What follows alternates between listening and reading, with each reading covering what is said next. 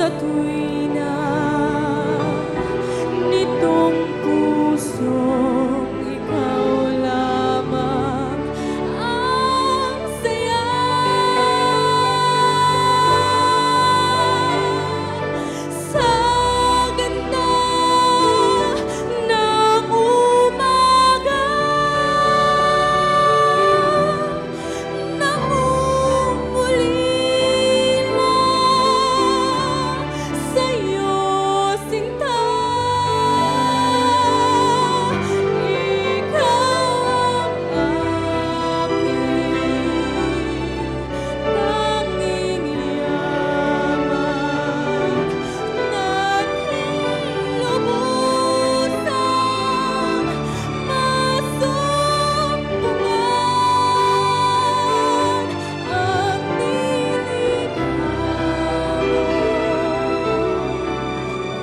kahit pa suliyap ng iyong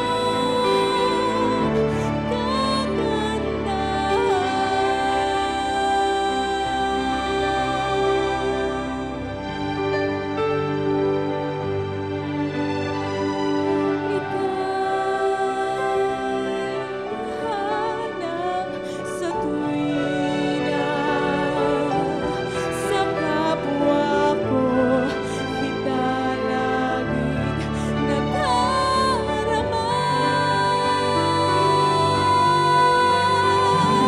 Sa iyong mga likha, hangad pa rin masdan ang iyong mukha. Ikaw ang aking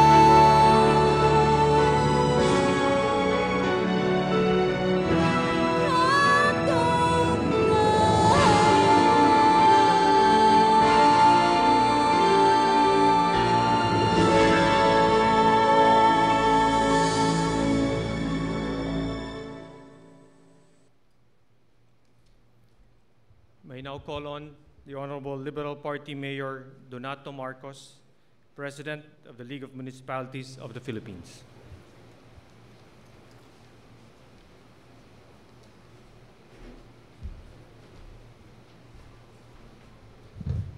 Mula po sa bayan ng Pombong, sa 1,496 na pamahalaang bayang bumubuo sa LMP, lapian ng mga pamahalaang bayan sa buong Pilipinas, ang amin pong taus-pusong pakikidalamhati, pakikiraramay sa ulila ng ating minamahal na kalihim, Jesse Robredo, isang kapatid, isang ama, isang leader, isang kapartido.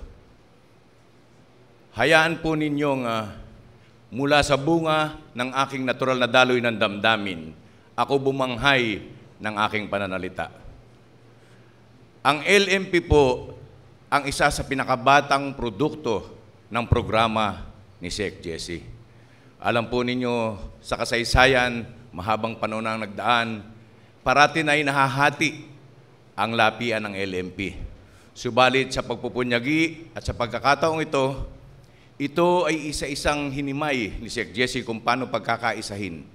At nito nga pong nakaraang July 27, ito ay kanyang nabuo sa pamagitan ng isang demokratikong pagsasanay ng isang eleksyon. Sa amin pong pagsasama ay gusto kong ipadama sa bawat isa ang kanyang mataas na pagpapahalaga sa kanyang pamilya, kaalinsabay ng kanyang pagpapatupad sa kanyang tungkulin. Kaya po, binibigyan ko ng mataas na pasubali ang pakikiramay sa kanyang naulila kay Ma'am Lenny, kay Aika, kay Jillian, at kay Tricia, sa kanyang mga kapatid, sa kanyang mga kamag-anak, sa kanyang mga kaibigan sa sambayan ng Naga, at kaalinsabay nito ang pamimigati rin ng sambayan ng Pilipinas. Si Sec Jesse po ay una kong nakilala nung unang taon ako'y alkalde sa isang non-government organization who is showcasing best practices, leadership, and champion mayors on the field of education.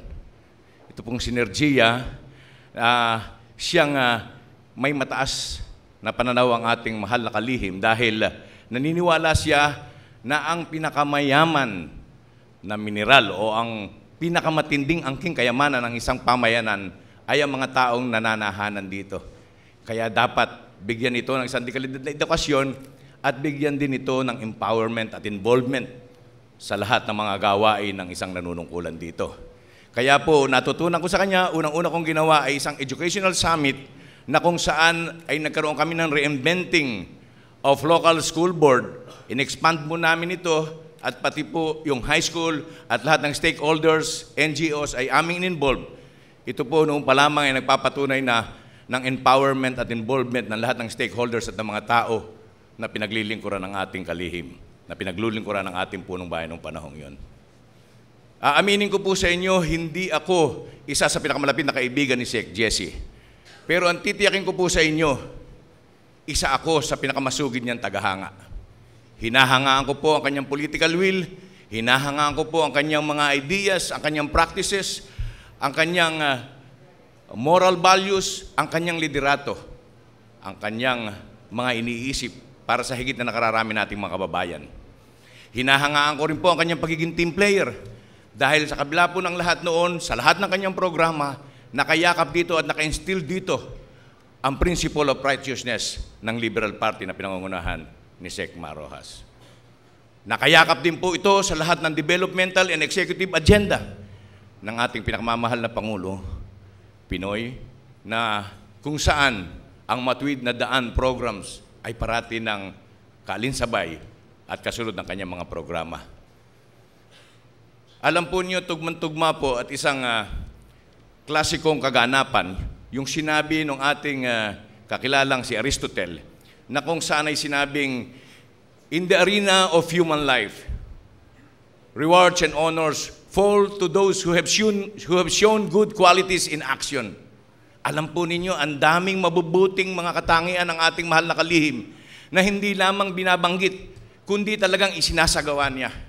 Kasama po rito yung parati niyang sinasabi, pagiging matino at mahusay na sa lahat ng kanyang programa ay kanyang isinagawa. Alam po ninyo, yung nabasa kong inscription sa libingan ng mga bayani nang minsan na ako'y mapasyal, I cannot recall the joy of your birth. What I can remember is the glory of your death. Kitang-kita po ng sambayan ng Pilipinas kung ano po ang kadakilahan ng kanyang kamatayan ngayon. At ito po'y mapapasa sa salit-salin lahi ng ating sambayanan. Napakaganda pong legasiya ang kanyang mga iniwan at yan po ay ating hinahangaan sa pagkakakilala natin sa ating kalihim. Meron lamang po siyang isang kolokyal na pananalita na kasabihan na hindi talaga niya sinusunod. Yun po yung hitting two birds in one shot. Kasi po, when his program shot, many birds are hit. Alam po ninyo, yung mga pinipin down niyang birds of problems, kasama yan sa nabubuwal, napipin down. Yung kanya pong tinatawag na birds of realization, na kung saan ang aspiration ng higit na makaraming mahihirap ay ating nararating. Ang kanyang objectives ay ating nare-realize. Kaya po, napakadakila ng pamumuno ng kalihim ng ating DILG, Sec Jesse, at yan po hindi natin mawawatasan. Alam po niyo, noong August 16, ako po'y pinalad. Ito po ay 10 araw simula ngayon at 2 araw o 48 oras bago po magkaroon ng trahedya. Kami po ay magkasama sa Lasal Institute of Good Governance na kung saan po ay siya ang keynote speaker at ako po ay isa lamang sa magre-react. Doon po ay tinalakay ang publication and sharing of local good practices in our local governance. Ano po? At doon din po ay pinalad akong makasama siya sa tanghalian na halos kami lamang dalawa at paminsan-minsan ay pumapasyal, si Dr. Magno ng Lasal. At dito po ay hinatag ko sa kanya ang programa ng LMP, ang layunin, ang matuwid na pamamahala na kung saan ay para namang umaayon po siya. Pero may mga lighter moments mo kami pinag-usapan at ito nga po ay yung Doning malakas kang mag-rice. Bawal yan, makakataba yan. Subalit na dumating po ang waiter at sinabing, ano order mo, Mayor? Sabi ko, Coke Zero ko. Siya, Coke Regular. Sinabayan po niya ng tawa dahil hindi raw niya maiwasan yung Coke Regular. Gayon din po, yung mga text messages na salimbayan sa kanya, lahat siya sagot niya. At nagpaalam siya dahil tutungo siya sa isang equally important conference na kung saan ay maghihiwalay lamang kami ng 2 oras at magkikita kami muli ng 3:00 sa bulwagan po ng DILG na kung saan po ay mamimigay sa pamamagitan niya si Mayor Lobregat ng mga aid doon o financial assistance doon sa mga nasalanta ng kalamidad. 19 pamahalaan ang binigyan niya nung araw na iyon at sinabi niya ang lahat ng ito ay ang mga pamahalang unang pumasok sa isipan niya na binisita nila ng mahal na Pangulo. Sinabi ko, hanga ako sa iyo, Sec Jesse, dahil para kang binugbog pero tuloy-tuloy pa rin mo. Masahangaan mi ka ang ating Pangulo dahil lahat ng iyan ay nag-speeches siya at lahat ng iyan ay may mga approach siya kung paano re-resolbahin ang perennial problems na ito. Ibig po sabihin, ganun kalaki ang kanyang paggalang at pagiging team player. At pagkatapos po ng pagpupulong na yun, sandali lamang, humingi ako sa kanyang 2 minuto upang siya'y makasama sa kanyang kwarto na kung saan sa aming pag-aalala ng LMP ay binigay ko po bilang regalo ang isang bulletproof vest. Kasi nga po, sobrang tiwala siya sa kanyang kapwa. Hindi niya inaalintana kung ano man ang maaaring maging kapahamakan niya. Sadyang mahiwaga ang buhay ng tao. Kung alam ko lamang po, sana parachute o parakaida na binigay ko sa kanya. Alam po ninyo, ang LMP ay may pagpupulong sa Cagayan de Oro bilang Mindanao Island Cluster Conference sa August 29. Dito po ay we will forge a covenant of commitment wherein we will translate, we will internalize, we will propagate the goodwill of the Honorable Secretary. At dito po, itatranslate namin yun sa isang full-blown program sa kapahintulutan po ninyo, sa kapahintulutan ni Ma'am Lenny at ng kanyang pamilya, na kung saan ay papangalanan namin itong Honorable Jesse Robredo Good Governance Program. Kaya po, mahal na kalihim, kapatid, kapartido, paalam po, alam kong elsewhere, magkikita-kita tayong lahat sa huling paghukom. At sana po sa pagkakataong yun, ay makaharap kami sa iyo with pride na yung iniwan mo mga ligasiya ay aming natupad, aming naisagawa dahil alam kong napakahalaga po niyan sa inyo. Paalam, Sec Jesse, mayroon po kaming dala ritong ayaabot na kay Ma'am Lenny na resolusyon ng buong LMP. Sec Jesse, maraming salamat, mahal na kapatid, mahal na kapartido, mahal na kalihim. We now call on the Honorable Liberal Party Governor Mujib Hataman, Governor of the Autonomous Region of Muslim Mindanao.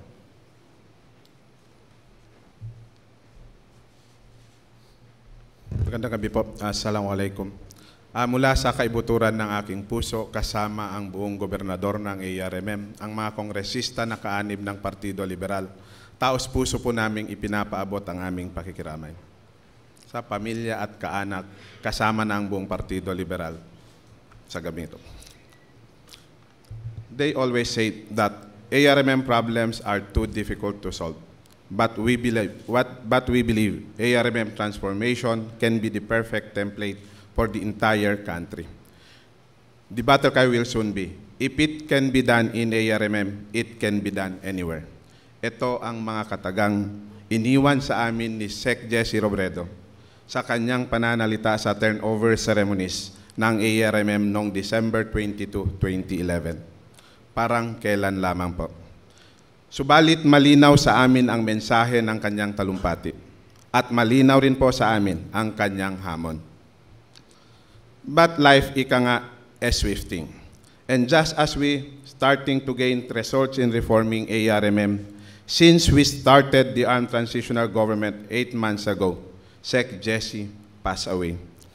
We can just console ourselves with the thought that Sec Jesse heard and was happy about our success in our ghost-busting efforts and reform initiatives in ARMM.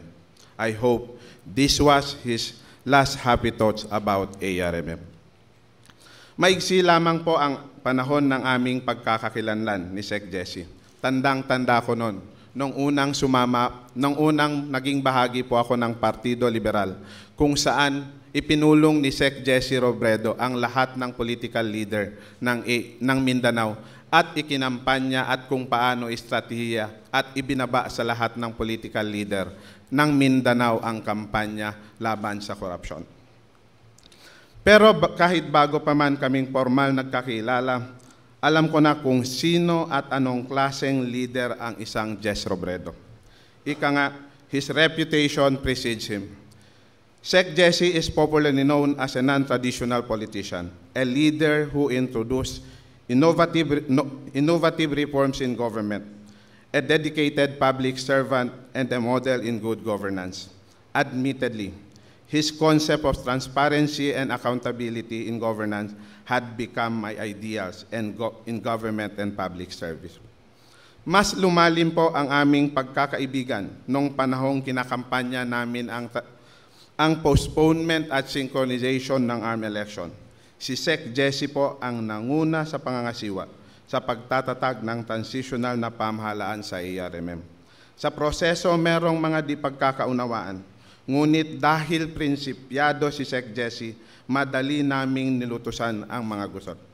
Sa pamamagitan nito, mas naging mahigpit ang aming pagkakaibigan at pagsasama at mas tumaas ang respeto namin sa isa't isa. Naging mas madalas ang aming konsultahan at pagsasama sa iba't ibang aktibidades, lalong-lalo na sa mga usaping peace and order sa mga LGUs ng ARMM. Sa maigsing panahon ng aming samahan, marami akong natutunan kay Sec. Jesse. Salamat, Sec. Jesse. Kaya laking gulat ko po nang nabalitaan ko ang aksidenteng nangyari kay Sec. Jesse. Hindi ako makapaniwala, lalong-lalo na nung Friday bago nung Saturday na yon. Nakatawag po sa akin Sec. Jesse ng 3:00 ng hapon at sinabi sa akin, samahan mo ako sa Zamboanga City at sa Basilan upang ipatawag ang Peace and Order Council. Noong Sabado 2:30 po, tinawagan ako ng COS ni Sec. Jesse, si Joanne de la Cruz, at sinabi sa akin kung pwedeng i-coordinate ang Navy Fastcraft upang sakyan namin ni Sec. Jesse papuntang Basilan dahil pabalik din siya ng Zamboanga ng 2 o'clock dahil merong City Peace and Order Council.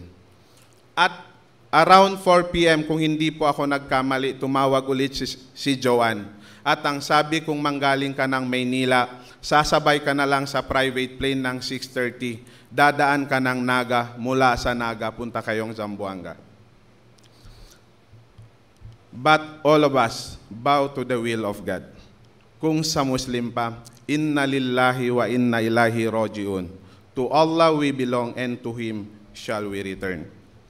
To Sec. Jesse, we offer this prayer.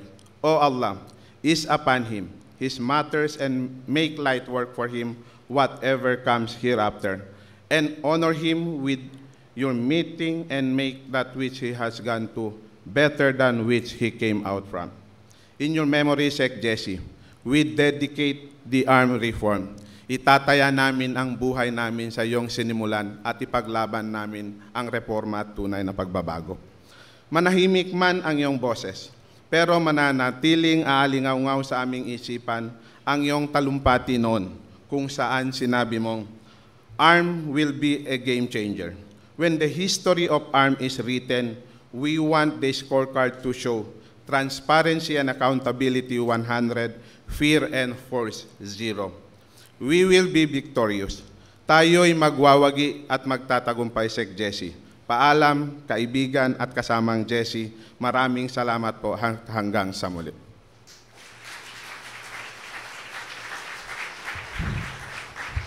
We shall now have a audio-visual presentation prepared by the Frederick Naumann Foundation, Good Friends of Sec. Jesse.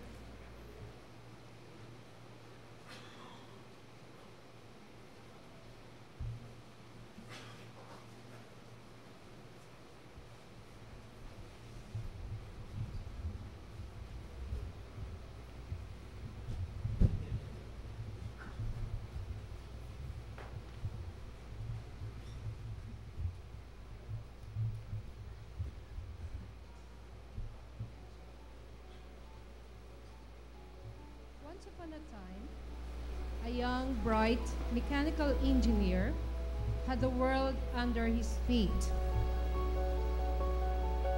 He lived simply, humbly, and honorably. He had very few shirts, yellow, pink, and blue. Many times, he was seen sweeping the streets himself. He never put his face on posters and streamers. What a strange man, the citizens said. This young man was widely known to be super kuripot.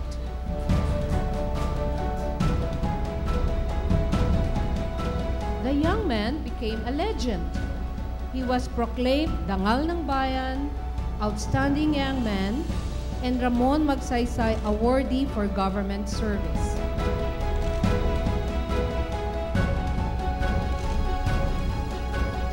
In all humility, he knelt down and prayed. The voice spoke in his heart again. Now, you must be a leader for others. In disbelief, he asked, but I have no wealth. I have no magic that can turn mice into horses.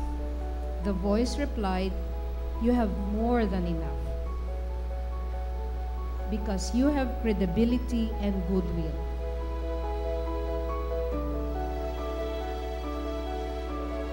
Dahil matibay ang aming paninindigan, matibay ang aming dibdib, alam namin darating din yung liwanag sa darating na panahon.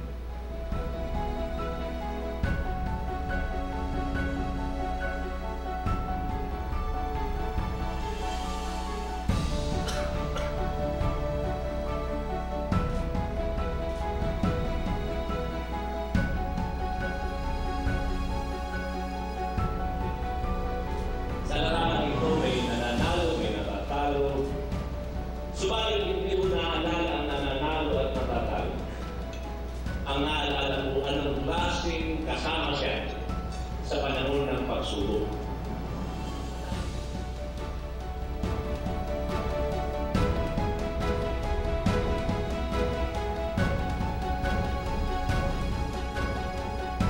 Sama-sama para itulak yung isang mahusay at matuwid na pamamahala sa ating kasasakupan. At yan yung isang bagay na ating pananagsama tayo sa isang matagumpay at makahulugang pagbabago sa ating lugar.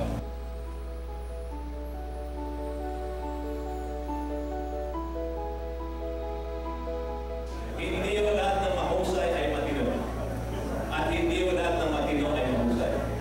Ang sukat mo ng partidong ito, husay at katinoan.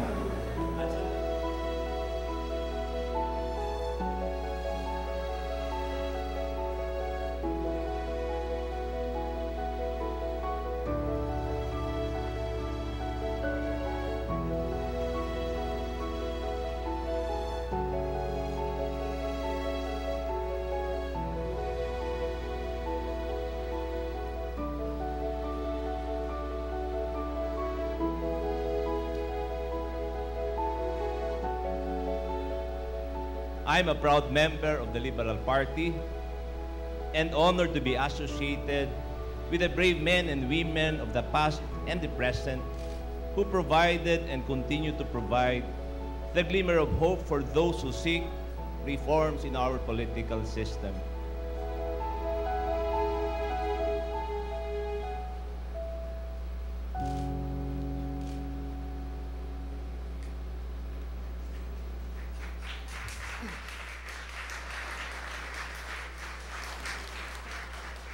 May we now call on the Honorable Liberal Party Representative Henedina Abad, Liberal Party Vice President for Policy, Platform, and Advocacy.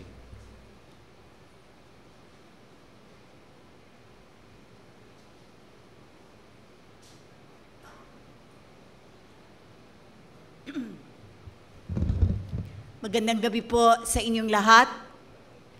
Unang-una po sa ngalan ng Partido Liberal at ng aking pamilya, Taus-puso akong nakikiramay sa inyong pagdadalamhati at kalungkutan.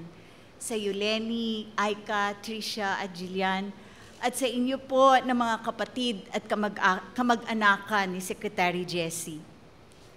Sabado ng hapon po yon nang nakatanggap ako ng tawag mula sa aking anak na si Julia. Nabahala ako sa tinig ng kanyang boses. Sinabi niya na may nangyari sa eroplano na sakay si Secretary Jessie. At hindi pa ito umabot sa Masbate sa inaasahang oras. Sabi ko sa anak ko, itigil na natin ang ating pag-uusap at magdasal tayo ng mataimtim para sa kaligtasan ni Secretary Jessie at ng kanyang mga kasama. Sa gitna ng aking pagdarasal, naisip ko pong tawagan ang kanyang cellphone ni Sec Jessie. Paulit-ulit ko po itong sinubukang tawagan, baka nga sumagot. Sumagot siya at marinig ko yung nakasanayan ko na yes, Ma'am Dina. Mga salitang nagpapahiwatig ng kanyang walang pag-iimbot na atensyon sa anuman ang pakay ng iyong tawag. Totoo na tayo ay nagdadalamhati sa pagkawala ng isang kaibigan, isang kasama sa pagtahak sa matuwid na daan. Tayo ay nanghihinayang. Tayo nga ay nagagalit. Bakit nga ba siya pa at hindi sila? Subalit, kagaya ng sinabi ni Lenny, ito ay nakatakda. May kabuluhan ito, may mas malalim na mensahe ito para sa ating lahat. Sa kanyang buhay at kamatayan, may misyon na tinupad at tinutupad si Sec Jessie sa ating bayan. Mga kapatid at kasama ko sa Partido Liberal, ano kaya ang mensahe ng buhay at pagkamatay ni Sec Jessie sa atin? Tayo na mga politiko, tayo na kanyang mga partido. Hayaan niyo pong ibahagi ko sa inyo ang ilang pagninilay tungkol dito. Ang buhay ni Sec Jessie ay pagpapatunay na pwede pala ang makabuluhang politika sa pamamagitan ng mahusay at matinong pamumuno. Binigyan niya ng mukha ang uri ng politika na makabuluhan, paggamit ng kapangyarihan na magpapabago sa sambayanan, pagbabago na magbibigay ng dignidad, katarungan, maayos na pamumuhay sa lahat, lalo't higit para sa mga taong pinagkaitan ng mga ito ng ating kasaysayan at balangkas ng ating lipunan. Naipakita ito ni Sec Jessie ng buong pagpapakumbaba. Pwede palang maging isang matino at mahusay na politiko at manatili sa puder sa gitna ng masalimuot, makasarili at magulong politika sa ating bansa. Ipinakita ni Secretary Jessie paano magagamit ang politika at kapangyarihan sa pagsulong ng isang matinong pamamahala na kumikilala ng kapangyarihan ng mamamayan. He sought to establish a method and a system to ensure that competence, honesty, citizens' involvement, especially of the marginalized, become standards in the conduct of public service and our politics.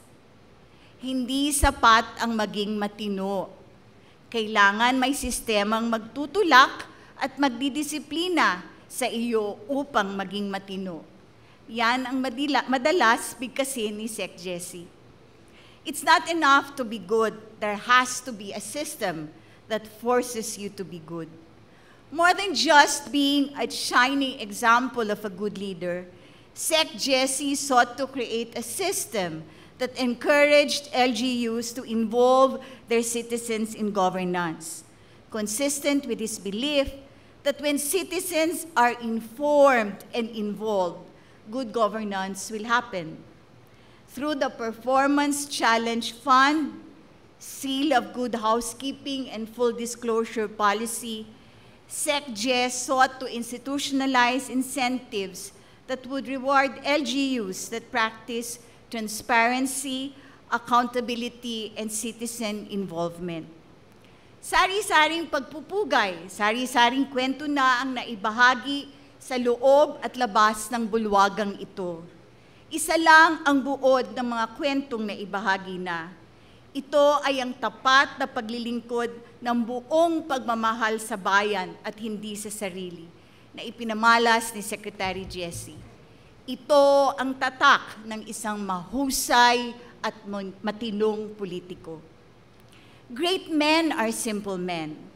Sec Jesse was not one concerned with the perks of his office.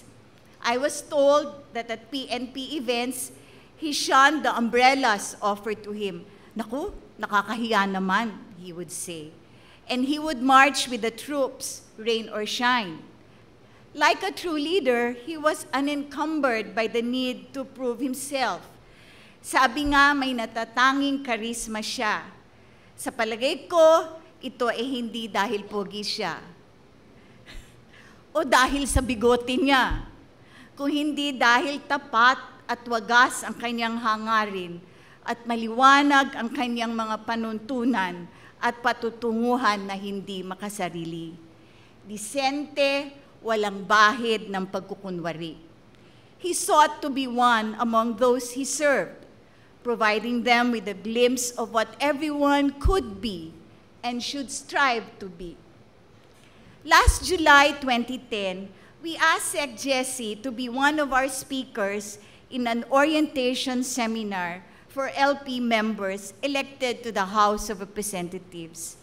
We asked him to particularly share his thoughts on how we can deliver reforms and still be assured of re-election. We wanted to emphasize two imperatives as LP members. First, under this current administration, it cannot be business as usual. And second, that staying in power and working for substantial reforms are not necessarily contradictory. One of the things he told us then, or rather asked us to ask ourselves was, what is the truth behind our ambitions? Why do we desire to be in power? Maybe it is just timely to ask ourselves these questions again. And in our discernment, my dear party mates, may we be inspired by Secretary Jesse's life, his accomplishments, and most of all, his practice of good and meaningful politics. Huwag po nating sayangin ang inspirasyon ng buhay ni Secretary Jesse. Bilang mga kasama niya sa Partido Liberal, tulungan natin siyang tuparin ang kanyang misyon. Ituloy, isulong at paigtingin ang mga gawain at programa para sa pagbabago. Higit sa lahat, pagbabago ng ating politika at pamamahala.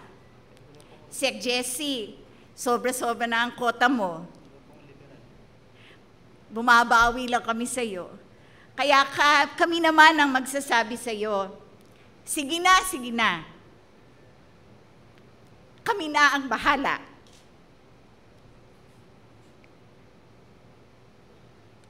Babantayan namin ang mga nakamit na tagumpay ng iyong mga nagawa at isusulong ang iyong mga nasimulan. Isang karangalan na maging kasama ka sa pagsulong na matuwid na daan, Secretary Jesse. Paalam, magandang gabi po sa inyong lahat.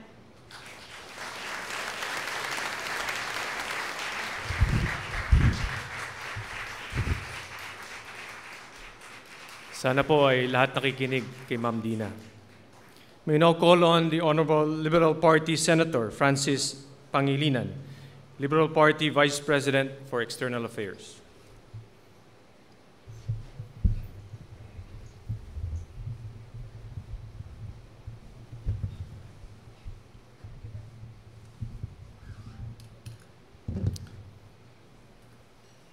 Magandang gabi po sa kanila lahat.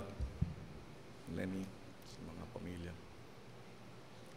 Hindi ko pa man kilala si Jesse noong dekada 80 ng personal.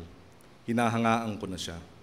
1988, nung nahalal si Jesse bilang mayor ng Naga City, Ako naman ay hinalal bilang konsehal ng Quezon City. Doon ko unang narinig ang kanyang pangalan at mga kakaibang gawain bilang lokal na opisyal. Sa mga panahon na yon, nagsilbi na siyang inspirasyon sa maraming mga nasa lokal na pamalaan na ang hangarin ay baguhin ang palakad sa gobyerno sa pamamagitan ng pagkilos mismo ng taong bayan. Nanggaling ako sa hanay ng mga aktivista bago ako pumasok sa lokal na gobyerno, kung kaya't sa harap ng mga nakakalungkot na kwento ng katiwalian at pang-aabuso sa gobyerno, nariyan naman noong mga panahon na yon ang kwento ng tapat at malinis na gobyerno sa Naga sa pamamagitan ng pamamahala ni Jesse. Mula noon ay sinubaybayan ko na ang karir ni Jesse. Noon pa man, lubos na ang paghanga ko sa kanya at kung paano niya pinakikilos ang mamamayan ng Naga para sa pagbabago. Ngunit nagdaan pa ang maraming taon bago ko personal na nakilala si Jesse. When I finally met Jesse in 1998, he was already a byword in local government administration. It was therefore a distinct honor and privilege to meet a man who symbolized the kind of people-centered governance and political leadership that I believed was desperately needed by our nation. From the time I heard about Jesse in the 80s until I met him in the 90s and worked with him both in the Liberal Party and in our many common advocacies, such as Gawad Kalinga, Kaya Natin, among others, I'm not ashamed to admit today that I had nothing but admiration and the highest respect for Jesse. Isa akong fan, actually. Kung may mga Noranyan, o Bilmanyan, o Sharonian, sa larangan ng pamamahala sa gobyerno, isa akong Jessenian.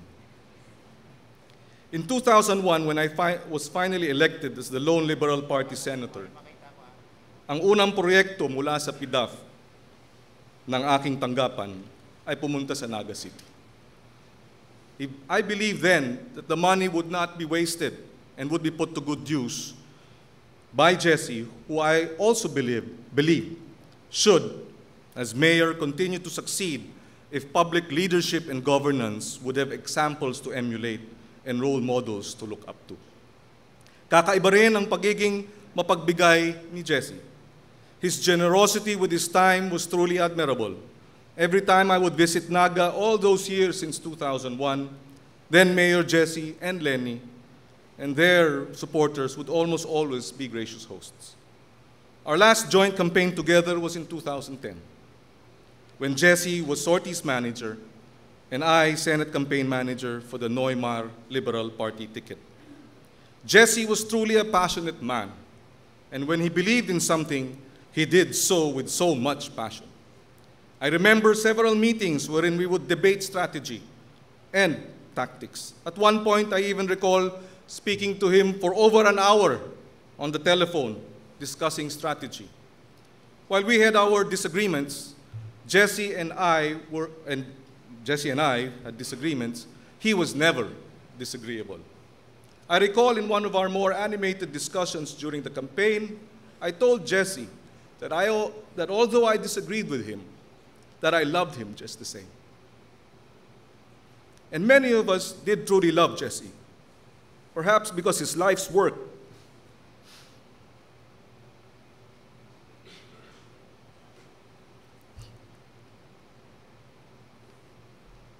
was truly admirable.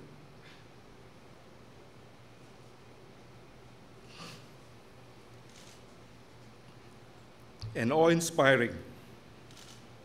Tunay nating minahal si Jesse dahil nakita natin sa kanya ang tunay na pagmamahal at malasakit sa bayan.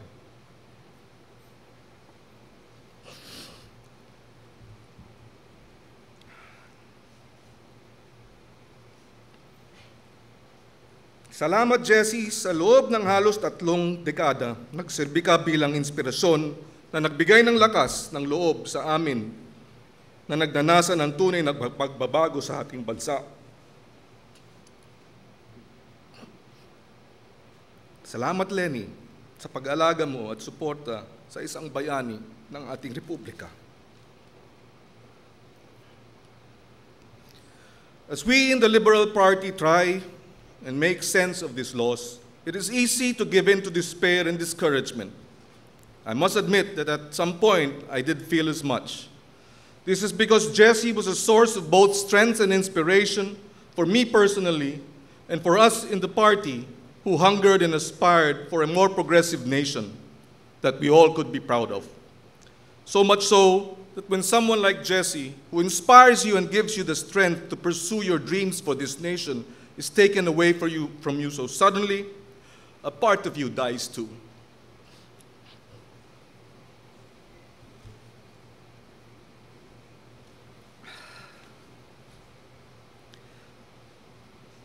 But Jesse in his life would have none of despair and discouragement. Hence, let us not weep for Jesse, nor for the nation he wanted so much to change, yet left behind.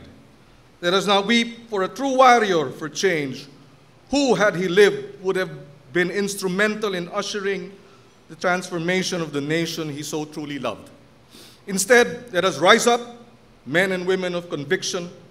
Let us rise up, Liberal Party, pick up from where Jesse left off, so that we may, in the manner Jesse would have had it,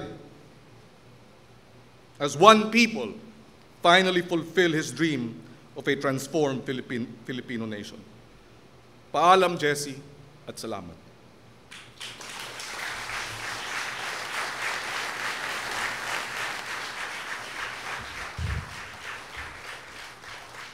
Pasensya, Mr. President, dahil sa magiting posting ito ay yung podium po ay sumusulong at lumalapit ho kami sa inyo. May I now call on the Honorable Speaker, Sonny Belmonte, Liberal Party Vice Chairman.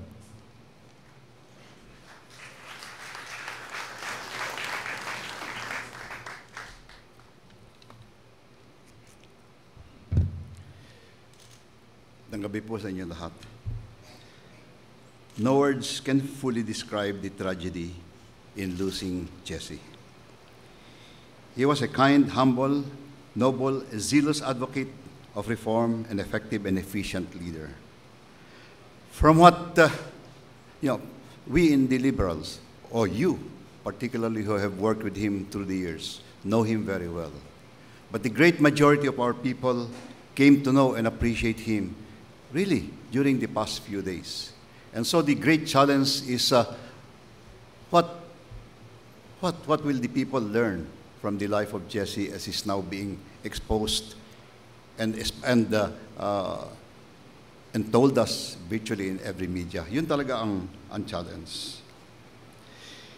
Although he had already accomplished so much, we know that at that tender young age for a political leader, he had so much more to do.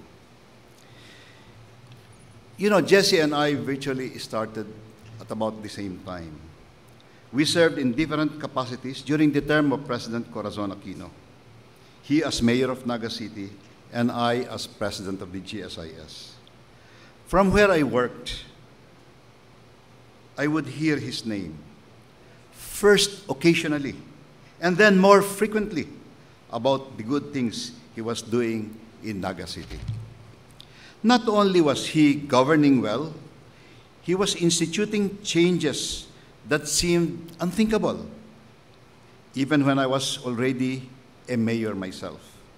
How Jesse had in effect co-opted the people into his brand of leadership, discussing issues with them, making them part of the decision-making process itself. It seemed to me very innovative, even an unusual way of running a city. But it worked, and people took notice, first locally, and then even internationally. This was an open, democratic way of doing things successfully, not just of talking about it as an ideal. Nagawa niya. No? Ako mismo, naging mayor ng Quezon City at naging head ng kung ano-anong mga korporasyon sa gobyerno. Hindi ako makapaniwala na you could actually run a city that way. Na palagi kang in consultation with people, tinatanong mo ang kanyang ang kanyang ang mga damdamin nila, ang gusto nilang mangyari. In fact, as an inspiration from Jesse, we have in Quezon City a resolution introduced, an ordinance introduced by Boret Banal. According to President Aquino, the only liberal in Quezon City at that time. And this was espousing the very things that Jesse was talking about, consultation with people and involving them in decision-making, letting them know everything about what was going on. And even now, 3 or 4 years after we had passed that ordinance, it is still a great task, still a difficult thing making it work in Quezon City. But definitely, it is something that the people who are leading the city now are trying to do. On the occasional time that I saw him, especially if he's with other officials, he hardly stood out because he was not one to trumpet his success or invite attention to himself. Pagka magkakasama kayo hindi mo masabi na ito pala, living hero itong kasama natin dito. Dahil sa kausap-usap natin siya, parang pareho lang. Problema niya, problema natin, pareho lang. And yet we know now that he had done so much more than what appeared from just talking with him. I was privileged to work with Jesse in a modest way during the crucial last weeks of the 2010 elections. We were both ending our terms as mayor of our respective cities. While I was then running for congressman, he was devoting his full time and energy and attention to the Noy Mar campaign. Despite his heavy schedule in the campaign, he would drop by our desk to brief us on what was happening in the field. He seemed to be everywhere. Yun ang aking impression. He seemed to be everywhere, tireless and driven, but with time enough to sit down with us every now and then. It seemed to me, ito yung makakasama namin, parang hindi pa kumakain si Jesse dahil sa palaging kasama-sama nakikisalo-salo sa mga secretaries ko at saka sa akin. A well-grounded man and always eager to help. I would rely on him for his personal insights on various peoples. Bakit? Meron tayong small assignment noon na ibigay ng partido, more particularly si Mar as president of the Liberal Party. Sinabi niya sa akin, hindi ka na kailangan umalis sa Quezon City. From your office, call up all of these people who are running for office regardless of their political affiliation. Ito mga leader, hindi ko kilala yung matawag ako. Siya na taon akong mayor ng Quezon City. Halos hindi ako nakikisalo sa national politics. Sabi niya, never mind, kanya. Basta tawagan mo sila. And that was it. For several weeks, yun ang ginagawa namin. Pinagtatawagan namin isa't isa. And si Jesse ay nagsasabi sa akin, ito, hinug na para kausapin. Kaya kausapin mo yan. And that's what we were doing. And this great energy he brought with him when he assumed the position of Secretary of the Department of Interior and Local Government. And we have all been the better for his earnest, honest contribution. I recall reading about one of Jesse's statement in a roundtable discussion. Hindi dapat maglingkod ang isang taong walang paninindigan. It is Jesse's set of principles. His integrity, his initiative, his innate appreciation for participative movement that set him apart as a leader to his colleagues, to his friends, family, and in the eyes of the public whom he served. You know, I was talking with some of our congressional leaders, some of whom were our party mates, some not, and we were trying to assess Jesse. Sabi nila, he had a terrific, not only a vision, not only a drive, but tremendous patience. Makikipag-usap ka kahit nakanginiyan, makikipag-usap. And that is really one of his great assets. To the family whom he dearly loved, Lenny, Aika, Patricia, Jillian, our deepest condolences, our prayers are with you. Thank you for sharing Jesse with us. To the City of Naga and DDILG family, while you have lost a great leader, the grand legacy of your mayor, our secretary, shall live on. Fan the fire of passionate, selfless public service that he started, that it may further spread amongst you. I am certain that someday, not a few who are inspired by Jesse will step up and carry on the mission he had set out to do. to our fellow liberals. At katotohanan nito, while the mass was going on, nakikipag-usap ako sa mga kasamahan natin sa labas. And really, I realized that Jesse was not some big guy to them, but somebody that they are used to talking with, somebody that they discussed problems with, and somebody that will surely be missed, both on a personal basis, dahil sa magaling siyang kaibigan, but also on the political basis, dahil sa siya, inaasahan din natin, marami siya ginagawa, sabi ko nga kay Mar, maraming nalalaman at mga kilala, at mga leads ito si Jesse, sana institutionalize sa atin at nang we just carry on from where he left off. To our fellow liberals, we have lost an excellent member of our team. Team. Palagi sinasabi niya, team. But may his passing serve as an inspiration for all of us to continue championing the causes of democracy, bearing in mind that true success in leadership is best achieved, in fact, can best be achieved with integrity, sincerity, and dedication. To our people, we have been fortunate to have been blessed with a life service and sacrifice that was Jesse M. Robredo.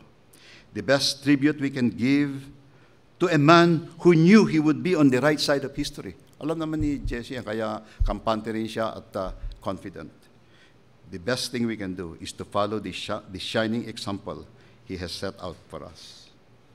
With that, I bid you, Jesse, a fond farewell. You have done us proud, and you will be greatly remembered by us here who are your party mates, but in fact, by everybody in this country who value good governance, who have ambitions for this country, and who want to uplift the lot of the great majority of our people. Kaya paalam, Jesse. Gusto ko sanang sabihin, mabuhay ka. And I'd like to say, mabuhay ka, Jesse.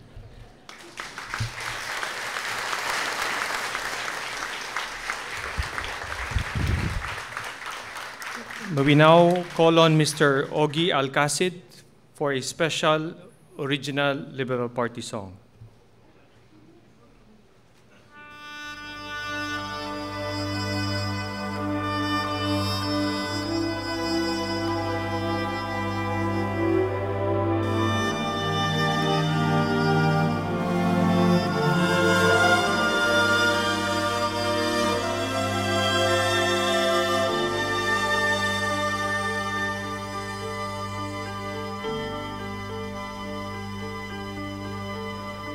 Hindi kita malilimutan,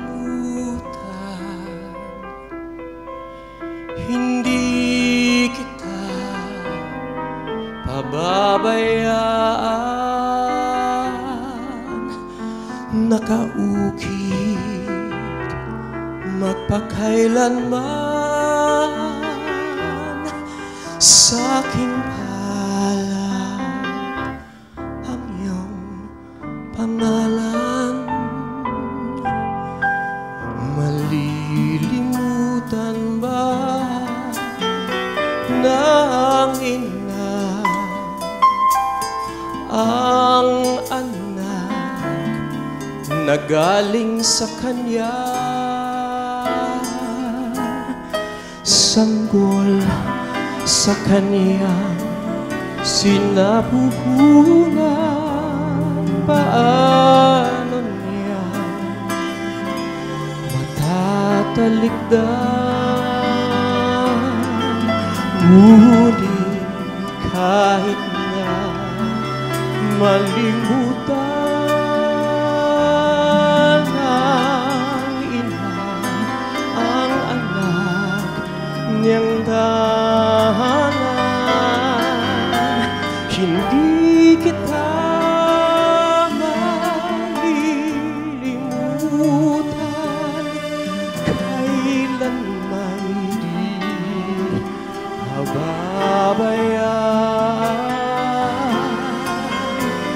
hindi kita malilimutan, kailan may di mababayaan.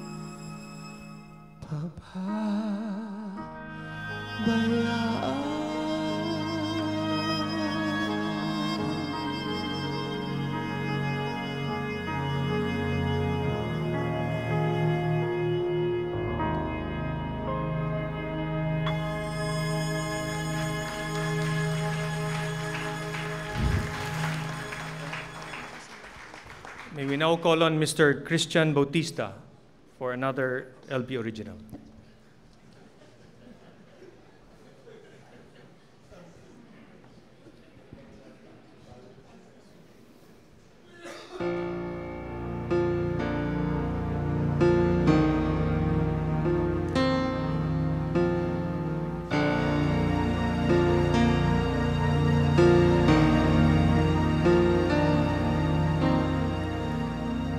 Who can say for certain? Maybe you're still here. I feel you all around me. Your memory is so clear.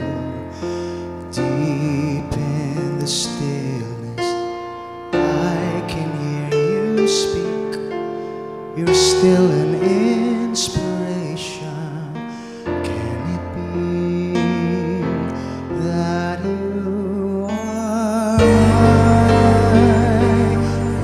forever love, and you are watching over me from above? Fly me up to where you are, beyond the distant star. I wish upon tonight to see you smile, if only for a while, to know you're there. A breath away is not far to where you are.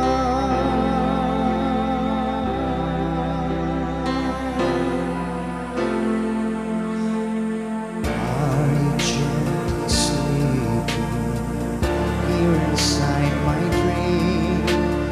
And isn't faith believing all power can be seen? As my heart holds you, just one beat away, I cherish all you gave me every day. 'Cause you are my forever love, watching me from up above. And I believe that angels breathe, and that love will live on and never leave. Fly me up to where you are, beyond the distant star. I wish upon tonight to see you smile, if only for a while, to know you're there. A breath away is not far to where you are. I know you're there. A breath away is not far to where you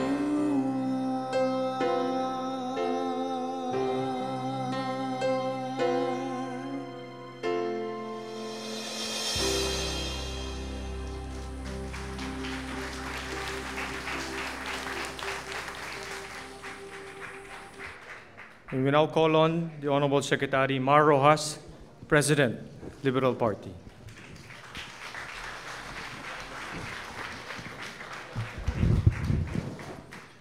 Ma'am Lenny, Aika, Tricia, Jillian, sa mga kapatid at kamag-anakan ni Sec Jesse, mga kapatid sa partido, friends, ladies and gentlemen. Wala na si Jesse. Isang linggo na po, almost to the hour, mula nang nag-crash ang eroplano. Hanggang ngayon, mahirap pa rin tanggapin. Parang kailangan ulit-ulitin para lang masanay. Wala na si Jesse.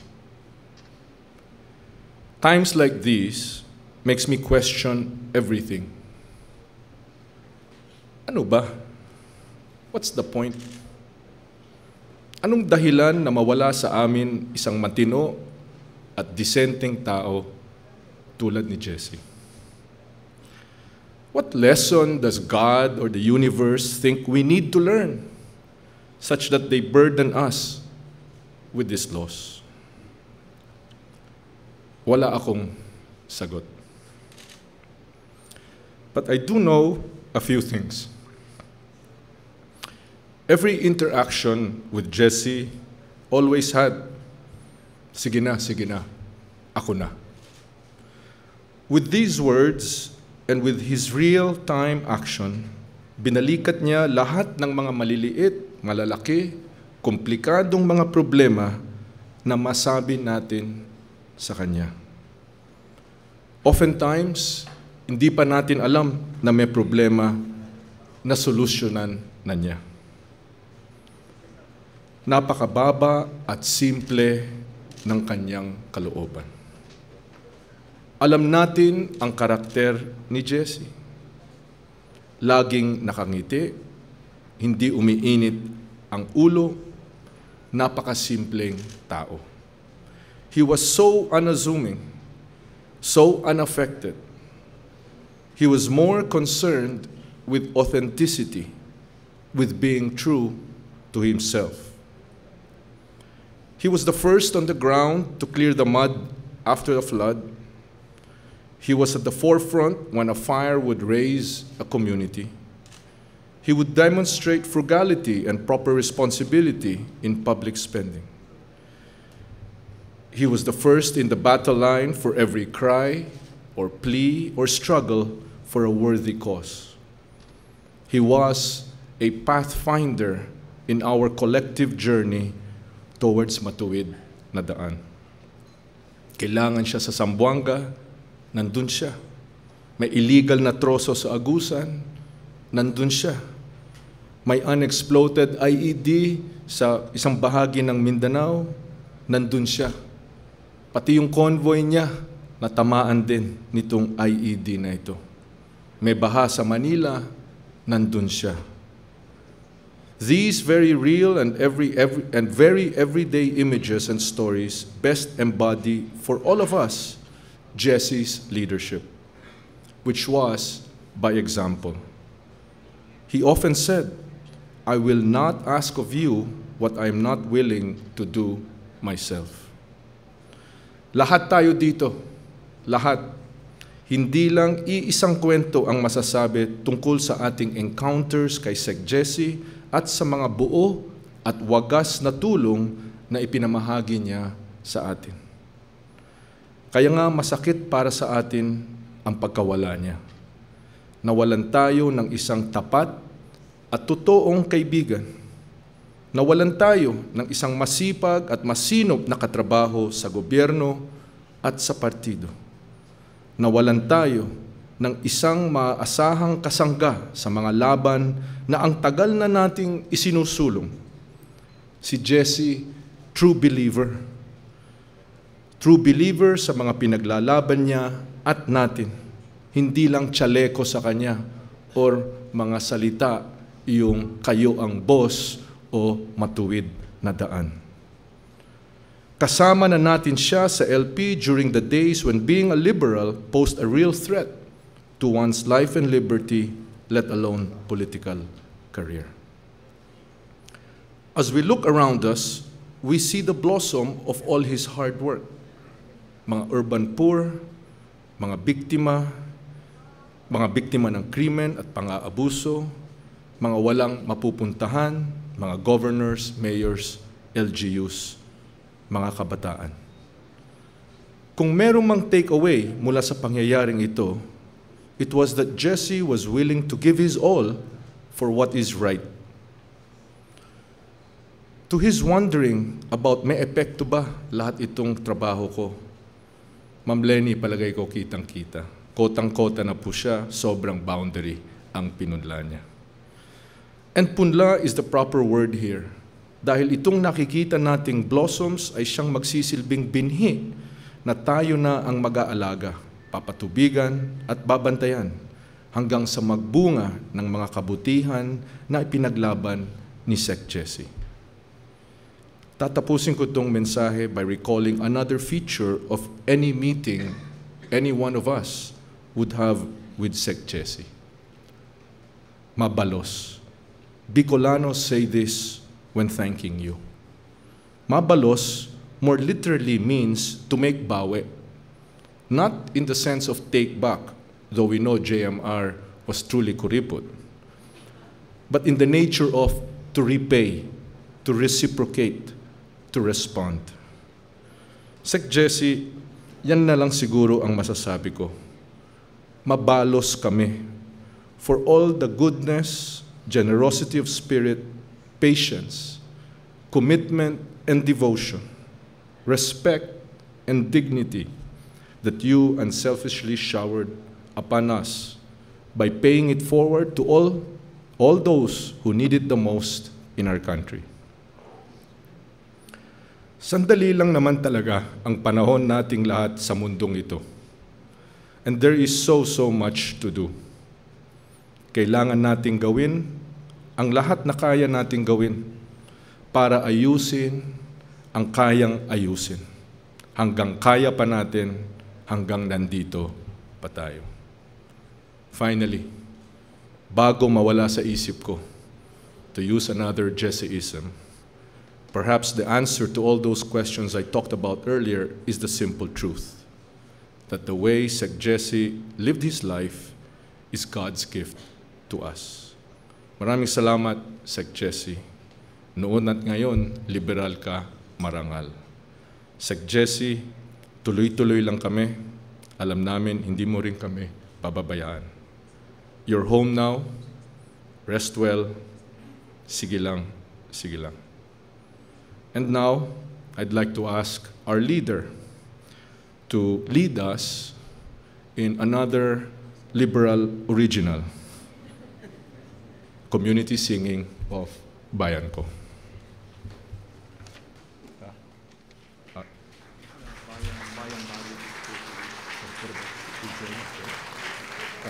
Bayang Barrios will lead us and the President will join us.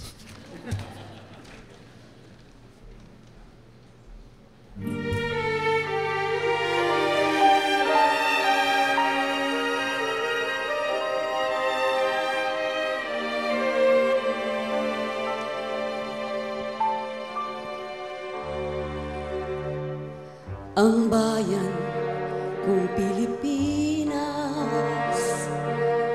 lupain ang ginto't bulaklak, pag-ibig na sa kaniyang palad, nag-aalay ng ganda't dilag, at sa kaniyang yumi at ganda, dayuhan ay nahalina. Bayan ko, binihag ka, nasadlak sa dusa. Ibon man may layang lumipad, kulungin mo at umiiyak. Bayan pa kayang sakdal dilag, ang di magnasang makaalpas. Pilipinas kong minumudya, pugad ng luha ko't dalita, aking adhika, makita kang sakdalaya.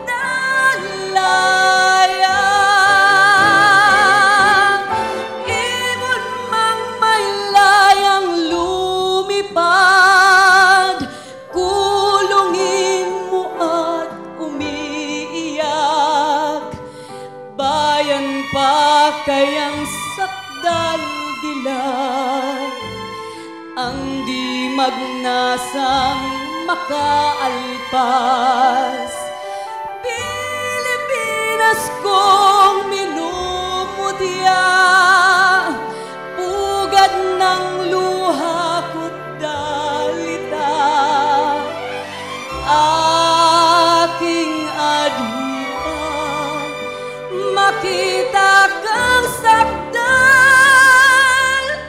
laya.